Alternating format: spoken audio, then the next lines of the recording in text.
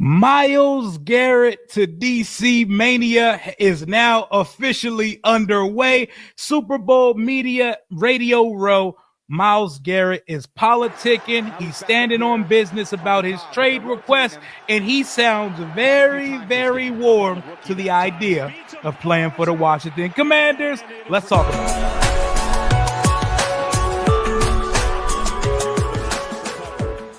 What's going on, Washington Commanders Nation? It's your boy Rio Robinson back with the latest and greatest on the Ramblin' with Rio YouTube channel, where we ramble about the Washington Commanders. It is February 5th. It is Wednesday. We are a few days away from the Super Bowl.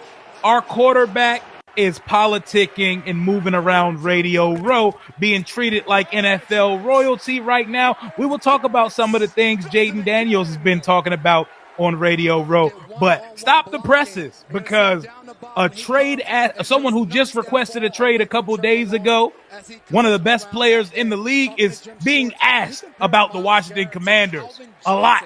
Everyone's throwing the Magic Johnson assist. Everyone's throwing the lob up for Washington.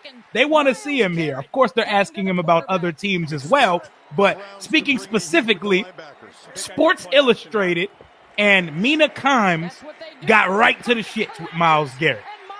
I don't know who this is interviewing him for Sports Illustrated, but shout out to bro, word to Janky Rondo. And he asked him straight up, so Myles, you want to play for the Washington Commanders? Like, hey, he's doing God's work. He's doing God's work because no one made him do that. He got right to it. Maybe he's a Washington fan. He said, do you want to play for the Washington Commanders? I'd show you the clip, but I'm not playing monetization, copyright games with the NFL, Sports Illustrated, or none of the above right now. So I'm just going to have to paraphrase what Myles Garrett said.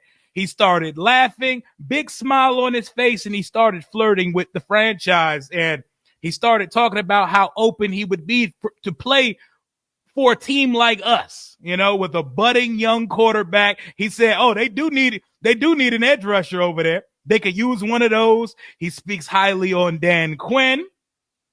He tells Mina Kimes specifically, because she asked him, would you mind playing for a young ascending star like Jaden Daniels? And he said, that guy is really good at football. He said, I watched what he did when we played Washington this year.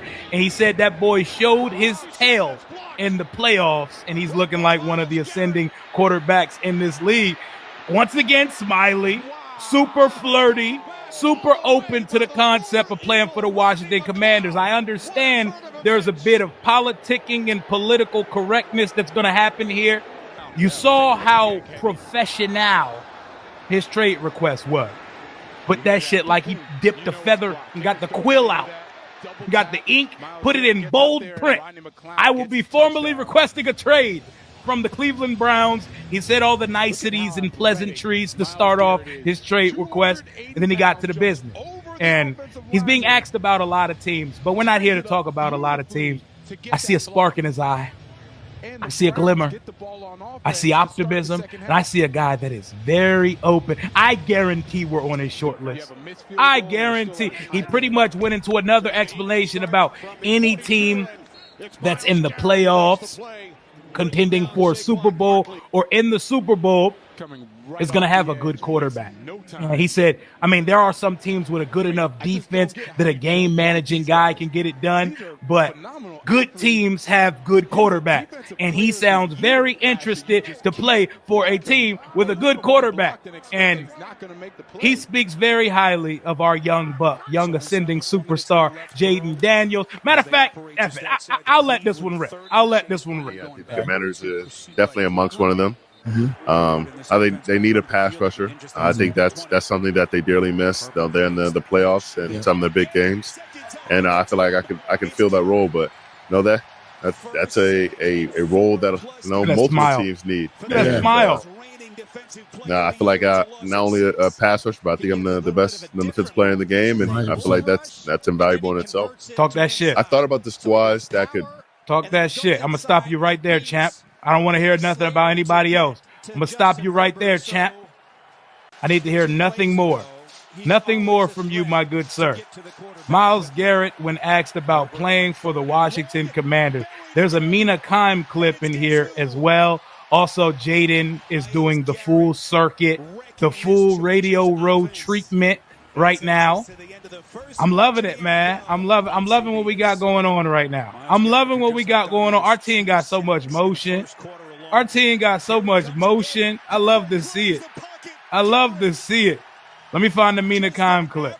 Mina Kimes, here we go. It's been the issue in Cleveland. When you look ahead again to like potential spots, is that something that's important to you, joining a team where the quarterback is set and ready to compete? Throw that oop for us, Mina. Playoff team or any, throw that oop for us, Mina. Have a quarterback, a good quarterback. Believes now. You've seen some game managers, go out there with a great defense and win it all. But if you want to consistently be at the top, you got to have a really good quarterback. There's the obvious, guys in the Super Bowl, your Josh Allens, your Lamar. They're obviously not going to trade you the Ravens, but what about like a youngster like Jaden Daniels, like an up and coming star? Could that appeal to you at all? Yep. I mean, he looked great. I mean, he looked great when we played him, but he really showed us behind when he was in the playoffs, and he's really done it and been very composed throughout the entire season. He can only continue to flourish if he keep his head down and continues to work.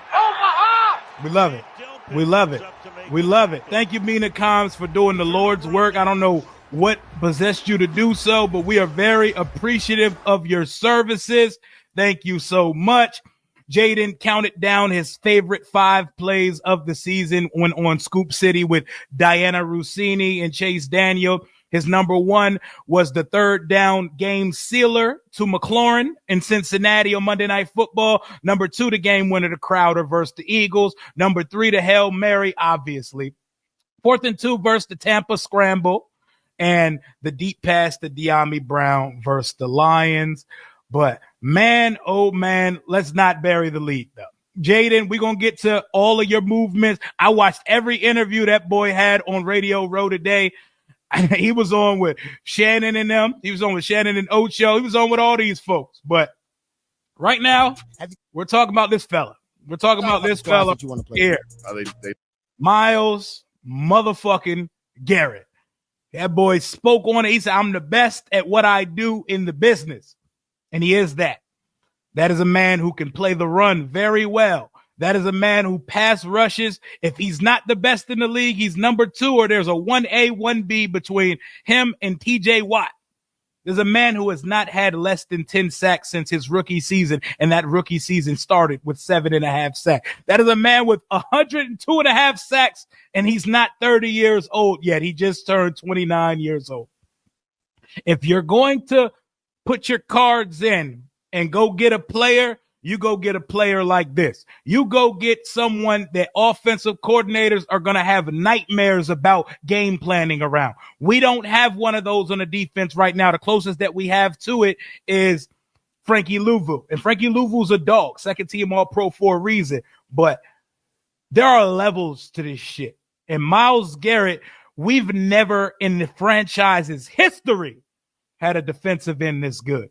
And yes, I respect Manleys and the Ryan Kerrigans that we've seen here and the glimpses of other guys that just didn't end up panning out in the long term. This here is different.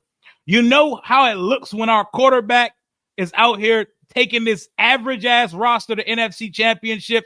Imagine getting a equivalently great player on the defensive side of the ball. Imagine having a top 5 quarterback and a top 2 defensive player in this league. What fucking world would we be living in? We have one priority over these next 3 seasons is to keep the window open and maximize the rookie contract of Jaden Daniels before we have to pay him $1 billion. Because as this cap keeps going up, it feels like that boy's contract may be $1 billion. He's going to be worth every penny when we get to it. Our window is now open. We were 1 game away from the Super